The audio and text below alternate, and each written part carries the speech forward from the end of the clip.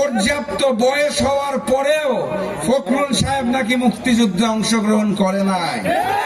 দুষ্টু লোকেরা এও বলে ফখরুল সাহেবের পিতা নাকি ওই সময়ের বিখ্যাত রাজাকার ছিলেন। কার মুখে কি শুনি?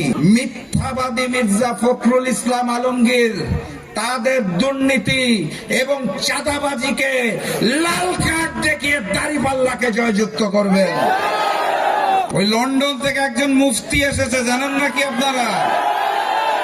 এসে নাকি কি কার্ড বিতরণ শুরু করেছে, পেয়েছেন হাতে?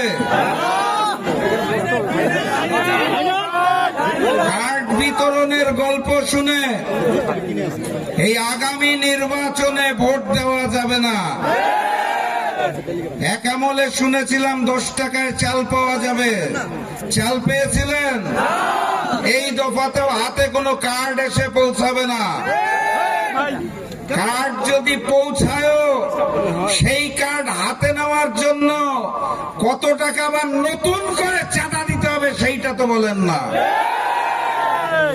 লন্ডন থেকে আসা মুফতি সাহেব নতুন নতুন স্বপ্ন দেখাচ্ছেন আমাদেরকে। উনি বলতে চান আই হ্যাভ আ প্ল্যান, আমার নাকি পরিকল্পনা আছে। তারপর থেকে দেখি মানুষ হত্যা শুরু হয়ে গেছে। পরিবারের মা বোনদের সম্মান দিয়ে কার্ড দেওয়ার কথা বলে ওই নতুন জালেম বিএনপি বাংলাদেশের বিভিন্ন জায়গায় আমার মা এবং বোনদের গায়ে হাত দিচ্ছে। কথাবার্তা পরিষ্কার, নতুন বাংলাদেশে আমার মা এবং বোনদের ইজ্জত দিয়ে ছেড়িমিনি খেলতে দেব না। সংগ্রামী সাথী এবং বন্ধুগণ, আপনাদের এই অঞ্চলে একজন প্রার্থী আছেন, নাম করা প্রার্থী, বর্ষিয়ান নেতা মির্জা ফখরুল ইসলাম আলমগীর। নায়াসিনামাইড ও স্যালিসাইলিক সমৃদ্ধ লিলি ফেস ওয়াশ যা ফেসের ডেড স্কিন সেল দূর করে দেয় দ্বিগুণ ফাস্টার ব্রাইটেনিং।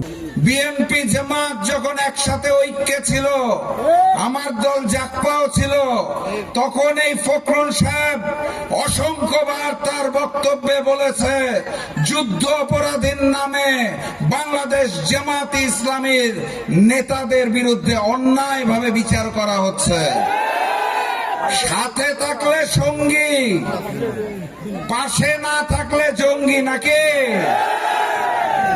আপনার বয়স হয়েছে, বর্ষিয়ান নেতা, ভুলভাল বকেন, আমরা সেটা বুঝতে পারি।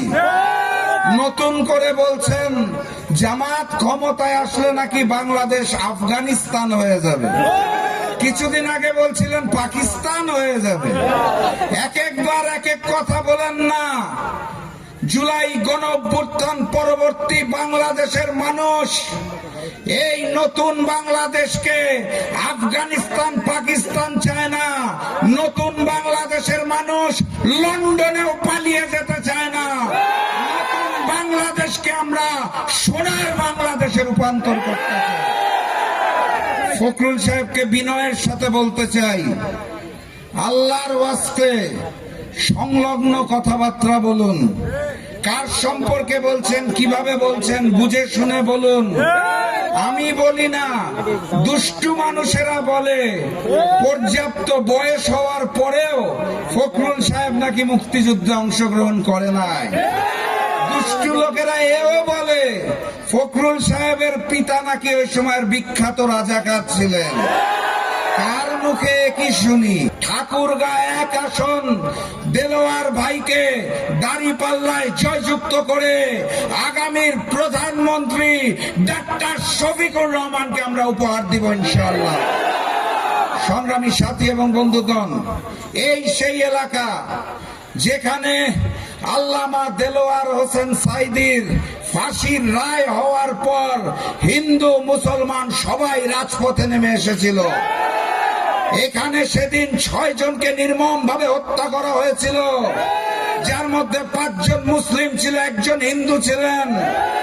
অত্র এলাকার মুসলমান হিন্দু ভাই ভাই একত্রিত হয়ে আগামী 12 তারিখ আমরা দাঁড়িপাল্লাকে জয়যুক্ত করবো ইনশাআল্লাহ। আর তার আগে আরেকটা ভোট দিতে হবে, মনে আছে তো নাকি? গণভোটে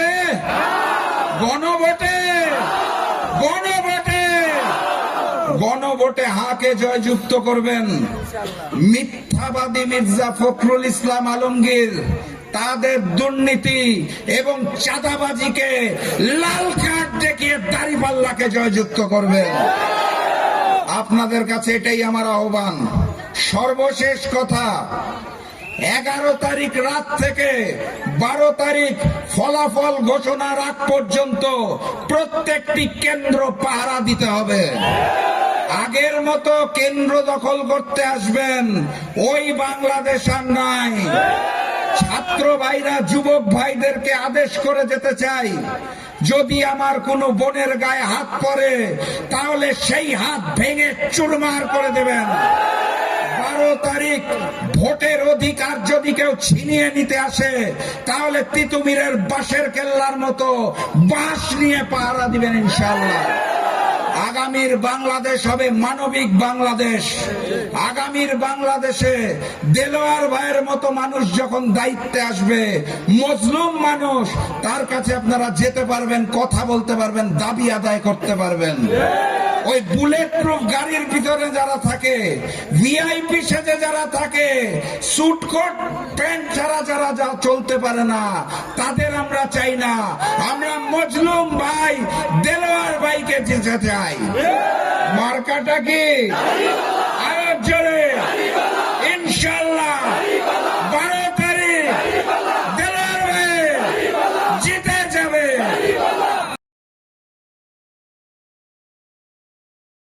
নায়াসিনামাইড ও স্যালিসাইলিক সমৃদ্ধ লিলি ফেস ওয়াশ, যা ফেসের ডেড স্কিন সেল দূর করে দেয় দ্বিগুণ ফাস্টার ব্রাইটেনিং।